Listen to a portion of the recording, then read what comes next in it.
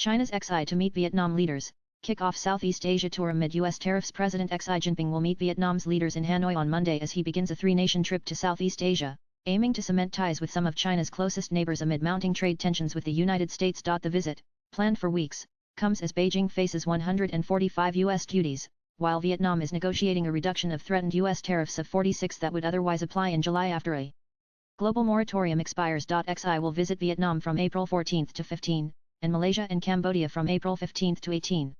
He last visited Cambodia and Malaysia 9 and 12 years ago, respectively. Xi's trip to Hanoi, his second in less than 18 months, aims to consolidate relations with a strategic neighbor that has received billions of dollars of Chinese investments in recent years as China-based manufacturers moved south to avoid tariffs imposed by the first Trump administration. The two communist-run countries are set to sign about 40 agreements in multiple sectors, Vietnam's Deputy Prime Minister Bui Thanh Son said on Saturday, noting Hanoi wanted to boost cooperation on railways, agricultural trade, and the digital and green economy. It was unclear whether the agreements would be binding and entail financial commitments. Vietnam has agreed to use Chinese loans to build new rail links between the two countries, in a major confidence-building step that would boost bilateral trade and connections. However, no loan agreement has yet been announced. Beijing is also seeking Vietnam's approval for its Comac planes, which have so far struggled to find foreign buyers. Despite strong economic ties, tensions frequently surface between the countries over contested boundaries in the South China Sea.